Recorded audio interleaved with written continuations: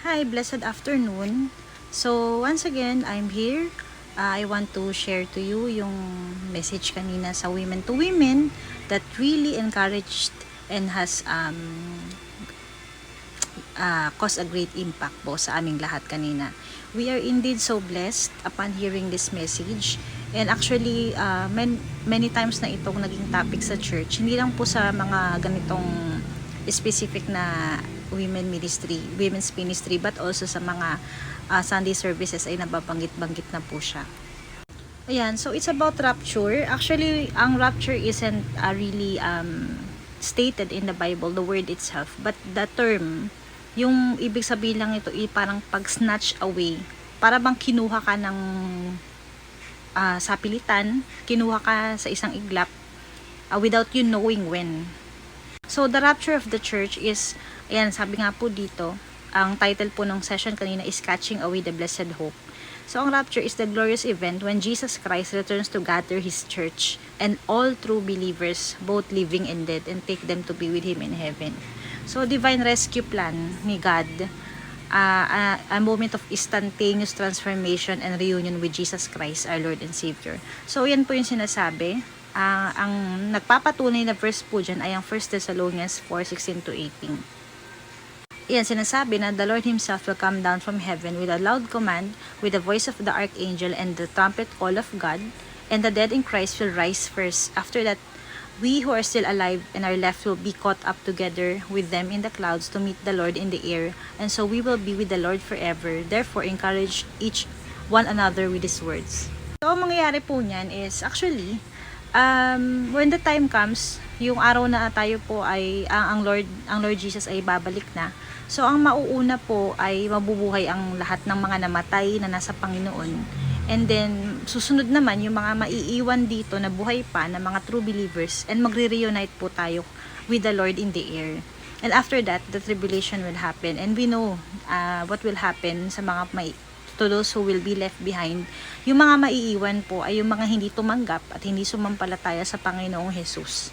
And yung last time po na devotion ko, ibinanggit ko po doon yung mga birth pangs or yung mga signs of the times, yung end times, ay yung nasa last days na tayo, yung mga nangyari po ngayon. Actually, today po, June 25, lumindol po sa Venezuela, Japan, and California. Sabay-sabay po yan sa loob ng isang araw na to. Hindi ko lang alam kakaibang oras yan. Pero 3 bansa ang niliyanig ngayon ng lindol.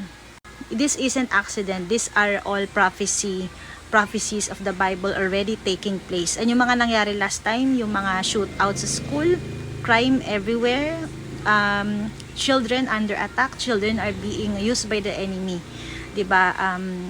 Kaya sabi ko nga po, diba, mag-double, triple time lalo yung mga magulang na please po, yung mga anak po natin, gabayan nating mabuti. Sa murang edad nila, ipakilala natin si Lord sa kanila. And yung mga nangyari sa gobyerno, sa Senado, ang gulo-gulo, everything is already messed up. This world is being very corrupt and getting more evil and evil each day talaga. So, yan na nga po to. So, malapit na po ang pagdating ng Lord. I am really prompted by the Spirit to really, and don't stop sharing about Jesus. Lalo ngayon paganda yung mga messages dito sa Women to Women, and also sa church namin every Sunday, na talaga namang nililid at pinopoint lahat sa Panginoong Jesus. So mabilis lang to. Yan po. Ano ba yung dapat natin, sinabi nga, what's so exciting about the rapture? Ayan. So yung iba po kasi, pag sinabing rapture, ano ba yung unang response natin? Yung iba po kasi, sa totoo lang, many Christians experience worries. What if I'm not ready? What if I get left behind? Rapture anxiety pala tawag doon. What if I miss something? What if I don't know enough? What if I should be afraid? Yeah, these are all normal. Ano ba mararamdaman mo? Fear, confusion, curiosity, hope, or longing. Which one best describes you today? Actually, before, to be honest, ako po, nung parang hindi pa ako sure sa aking salvation, kasi nga, feeling ko ang dami ko pang hindi na itatama sa buhay ko. Meron pa akong mga hindi nasusunod talaga 100%, at meron pa akong mga bagay na gusto kong gawin. Iniisip ko, Lord, parang sure naman ako na tinanggap ko si Lord, pero parang there's something na bakit may fear? Ano yun? Sabi nga ni Ate Ade kanina, bakit nakakaramdam tayo ng a hint of doubt. Kasi nga siguro parang iniisip natin, paano na yung mga mahal ko sa buhay? Kasi alam natin na we are all accountable, lalo na kung Kristiyano ka, you're accountable kay God. How did you share the gospel to your husband, ay to your spouse, to your children, to your family, your friends, di ba? Co-workmates, ganyan. Parang feeling, anak ko, hindi ako nagawa. Yung goal ko ba is talaga bang yung mga ginagawa ko ba sa buhay ko ngayon, kumbaga masasabi ba natin na ito ba yung purpose talaga ni Lord sa atin? Parang nakakatakot na ma-miss out yung mark. Di ba parang ganon? Pero actually, hindi naman kasi titignan ni Lord yun. Parang ang pinaka-importante lang yung heart natin. Nakaset ba? Naka-ready ba yung heart natin? Na alam ba natin talaga if we really know in our hearts? Kasi ang makakaalam lang talaga is tayo. Kung alam natin sa puso natin that we did really accept Jesus in our hearts. And talagang pure, yung genuine yung ating love at yung ating faith sa Kanya, save tayo. Whenever the rapture happens, alam natin masasama tayo, hindi tayo may iwan. Yan nga. So ito, ano daw ba yung dapat natin? Bakit daw tayo dapat ma-excite sa rapture? So bakit ka matatakot? Unang-una sa lahat, ayan po, makakasama na natin si Jesus. We will see our Savior. We will see the one who loves us the most. Makikita na natin si Jesus. We will be looking at the one who paid the ultimate price so we could be with Him. There's nothing more glorious or more joyful for me yung mangyari sa buhay ko. Pero makasama ko na si Lord, that would be it.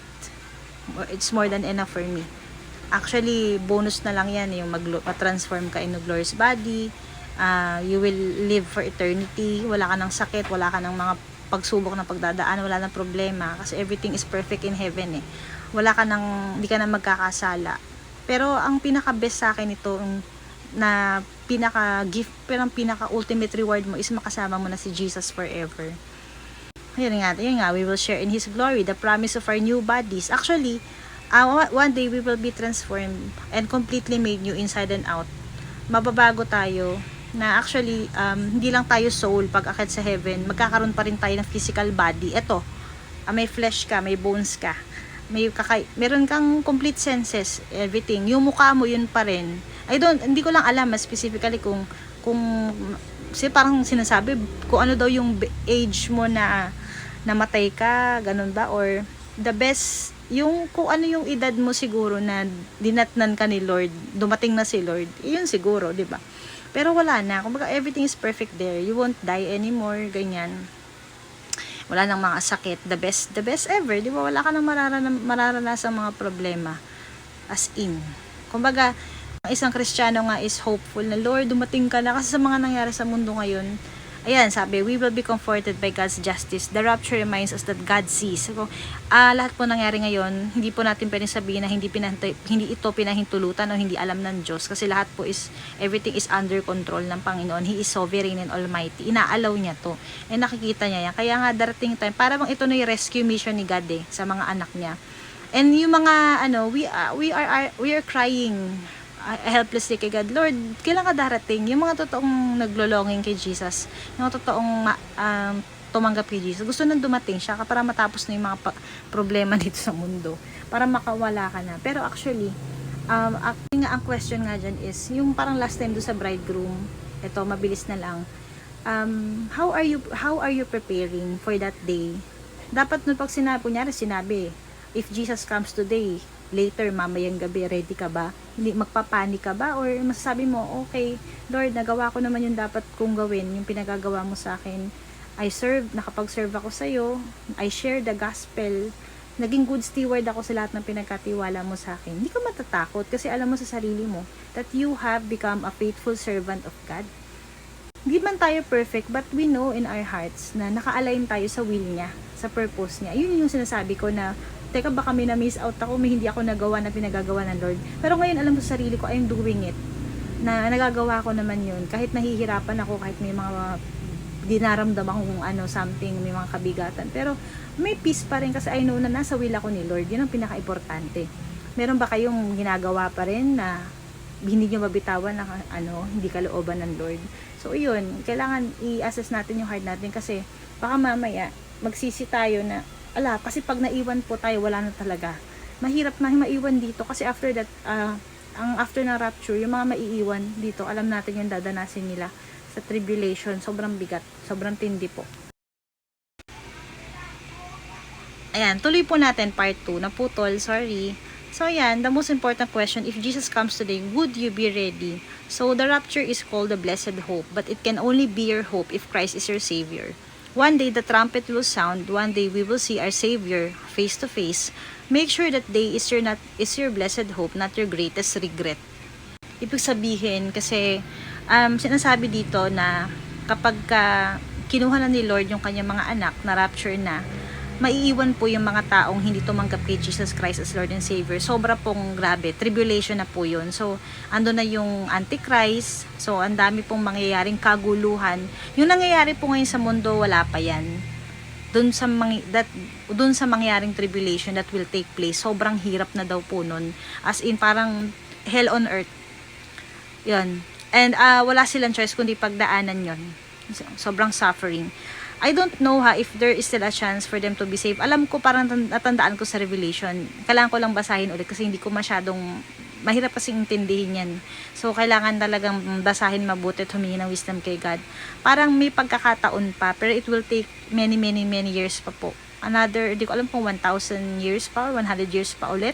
Kasi parang darating pa ba ulit si Lord para pero magiging pahirapan sa kanila ang maligtas na. So, mga naiwan. Kasi grabe na kumbaga walang makakasurvive doon sa tribulation na yon.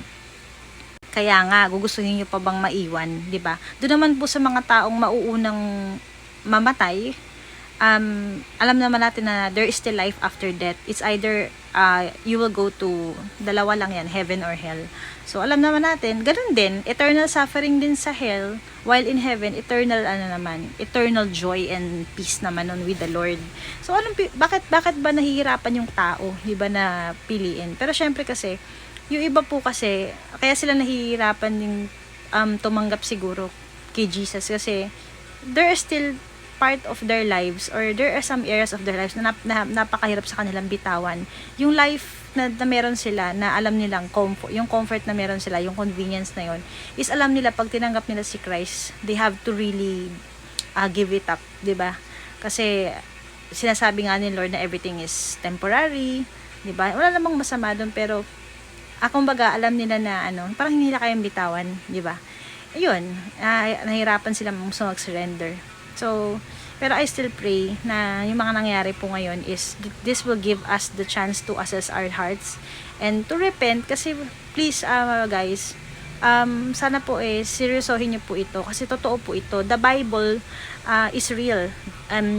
Totoo pong mangyari po itong rapture na to. So, kailangan po natin talagang to change our ways, to really change our direction, and to really repent, and to go back to the right path, and to really seek God sa buhay natin. So, ayun lang, napapram kasi ako, lalo ngayon ang dami na nangyari sa mundo. Sana yung fear na nararamdaman natin, it will turn our hearts towards God. Na Lord, kailangan kita. Natatakot ako, ayokong ma-destroy sa mga nangyari sa mundo. Ayokong masira yung buhay ko. Hello, record ako. So, I hope na nag-encouragement to sa inyong lahat na now is the time. If Jesus will come today, meron kang peace sa heart mo. I know na I can really say boldly and confidently that I am going home with Jesus. Sana ganun po. And I pray that kayo pong nanonood ngayon, nakikinig ngayon, sana magkaroon po kayo ng personal and genuine relationship kay Lord bago siya dumating. Kasi gusto kong makasama po kayo. Siyempre, lahat po tayo ay masave at makasama natin si God for eternity. Kasi we don't, talagang ayaw naman din ni Lord na tayo ay mapuksa at ma-destroy tayo and mag-suffer tayo. Kaya nga actually, He already did that. He sacrificed His life for us, for our sake. Kaya bakit ang hirap sa ating tanggapin? Diba? Si Jesus. Ganun tayo kamahal ng Panginoon. So, I hope that you would heed that call. Tinatawag ka na po ni Lord ngayon. So, now's the time to go back to Jesus and to really know Him and accept Him in your life before it's too late. So, thank you po. Bye-bye.